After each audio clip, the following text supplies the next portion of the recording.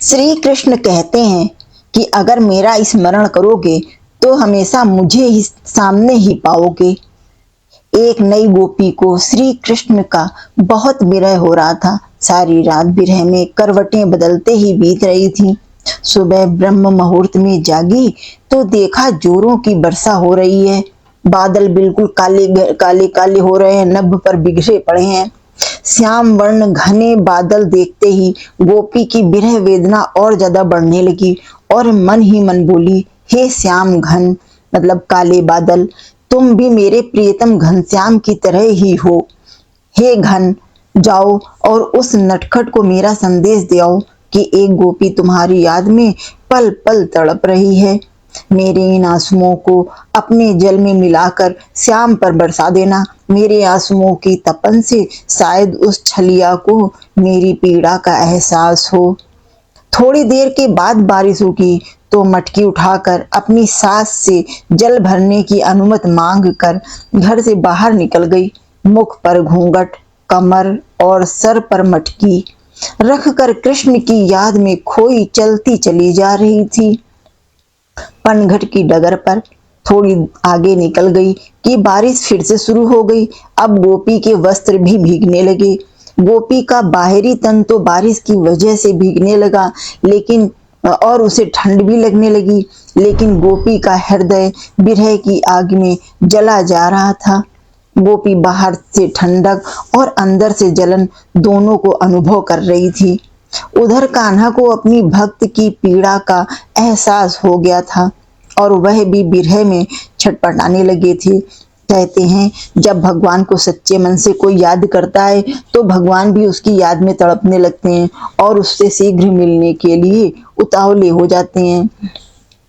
तुरंत ही काली कमरी कंधे पर डाली काले सांवरे ने और निकल पड़े बंसी बजाते हुए यमुना के किनारे। एक पेड़ के नीचे आ गए कान्हा जी और उस गोपी की रास्ता देखने लगे। अचानक देखा कि कुछ दूर से वही गोपी घूंघट गाले डाले चली आ रही है। नटखट कान्हा जी उन्होंने आके उसका झट से रास्ता रोक लिया और बोले, भाभी तनिक थोड़ा पानी पिला दो, बहुत प्यास लगी है। गोपी घूंघट में थी, पहचान नहीं पाई कि जिसकी याद में वो तड़प रही है वही सामने आ गया है। गोपी तो विरह अग्नि में जली जा रही थी और बिना देखे ही बड़ी रुग्णता से बड़ी गुस्से में बोली, अरे ग्वाले, नेत्र क्या कहीं गिरवी धराए हो? देखते नहीं हो मेरी मटकी खाली है, अभी तो पनघट जा रही हूँ पानी भरने।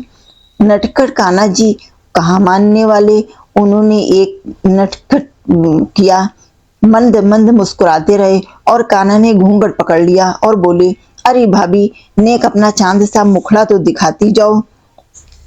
अब तो गोपी डर गई। एक तो वन का एकांत और दूसरा कोई लुटेरा आ गया है। फिर गोपी ने घूंघट को जोर से पकड़ लिया, लेकिन कान्हा जी कहाँ छोड़ने वाले थे, वो तो नटखट थे।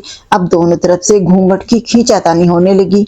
तभी नटखट कान्हा जी ने गोपी का घूंघट खींच लिया और गोपी चौंक कर एक हाथ से अपना मुंह गोपी ने ढक लिया। 1 मिनट के बाद उसने गोपी ने हाथ उठाया, उसे लगा कि कान्हा है क्या। दोनों की आंखें मिली तो देख के आश्चर्यचकित हो गई कि अरे ये तो जिनकी हम विरह में जल रहे हैं ये तो वही सामने आ गए। अरे तो ये तो मेरे श्याम सलोने हैं और ये मुझे भाभी कहकर बुला रहे हैं। कितने नटखट हैं, कितने छलिया हैं। दोनों तरफ से आंखों से प्रेम बरस रहा था, दोनों तरफ से हृदय से बातें हो रही थी। एक अलौकिक प्रेम का वहां पर वातावरण हो गया। अचानक गोपी बोली, मैं भाभी नहीं हूँ तुम्हारी, मैं गोपी हूँ, तुम्हारी सखी हूँ। कान्हा जी जोर के से खिलखिला कर हंस पड़े। अरे वो तो हम तुम्हारे साथ मस्ती कर रहे थे गोपी, हम तो तुम्हें रिझा रहे थे, इसलिए तुम्हें भाभी बोल रहे थे। गोपी थोड़ा सा शर्मा गई और बोली, हटो, राह दो, हमें जल भर कर लाने दो। हमें कृष्ण ने हंसते हंसते रास्ता दे दिया। गोपी अब तो असमंजस में पड़ गई कि मैं जल भरने जाऊं या जल नहीं भरूंगी, तो जल भरने चली जाऊंगी तो हमारा मिलन अधूरा रह जाएगा और जल भरने नहीं जाऊंगी तो अभी सास गुस्सा करने लगेगी। इसी असमंजस में पड़ी सोच रही थी क्या करूं, तब तक देखा कान्हा जी दूर जा चुके थे। अब उसके हृदय में मिलन की बिरहाग्नि फिर से शुरू हो गई। अब वो फिर विरह में जलने लगी। सखियों, यहाँ प्रभु सभी मनुष्यों को यही समझा रहे हैं कि अगर मेरा स्मरण करोगे तो तुरंत मुझे अपने पास ही पाओगे, लेकिन संसार के डर से अगर थोड़ा सा भी मुझसे विमुख हुए, मेरा ध्यान अगर तुमने हटाया, तो हम भी तुमसे दूर ही चले जाएंगे।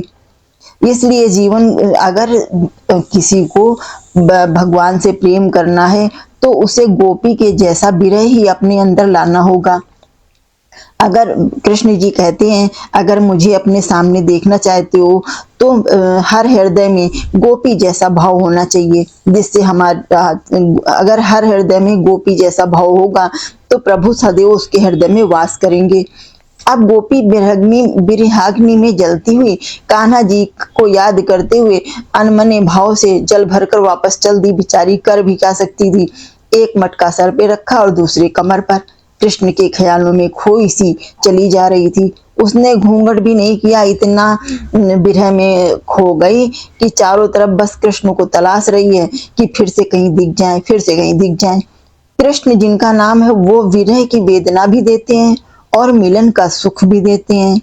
रास्ते में कदम्ब का पेड़ पड़ा और कृष्ण गोपी की घात लगाए बैठे थे, क्योंकि वो तो नटखट छलिया हैं, इतनी जल्दी कहाँ मानने वाले हैं। कान्हा जी ने गोपी को निकट आते जैसे ही देखा, एक कंकड़ मारा और सर पर रखी हुई मटकी को फोड़ दिया। तो घबराकर उस गोपी के हाथ से दूसरी मटकी भी छूट गई और कदम्ब के पेड़ के पत्तों में छिपे श्याम सुंदर अपनी शरारत पर खूब खिलखिला कर हंस रहे हैं और उनकी खिलखिलाहट से पूरी पृथ्वी में आवाजें गूंज रही हैं। सारी प्रकृति भी उनके साथ खिलखिला कर हंस रही है। गोपी कृष्ण के प्रेम रूपी जल में भीग गई है, पूरे पानी से सराबोर हो चुकी है और इस प्रेम रूपी जल से भीगी हुई सारे संसार को भी भूल गई है। अब तो वो कृष्णमयी हो गई है। उसे चारों ओर सावन ही सावन नजर आ रहा है, अपनी चारों ओर अपना प्रेम ही नजर आ रहा है। गोपी ऊपर से तो रूठी रूठी दिखा रही है और लेकिन अंदर से बहुत ज्यादा प्रसन्न है और सारी सुध बुध खोकर आनंद हुई जा रही है। और हो भी क्यों ना, सबके मन को हरने वाला सांवरा सलोना जो आज उसके पास आ गया है। ब्रज की गोपियों के भाग्य का क्या कहना। गोपियों का माखन चोरी करना, मटकी फोड़ना और उन्हें परेशान करना, ये सब गोपियों को बहुत भाता है। वो ऊपर से तो शिकायत करती हैं, लेकिन अंदर अंदर मनाती हैं कि कान्हा आए और हमारा माखन चोरी करे, नटखटपन करे, हमारे साथ लीलाएं करे।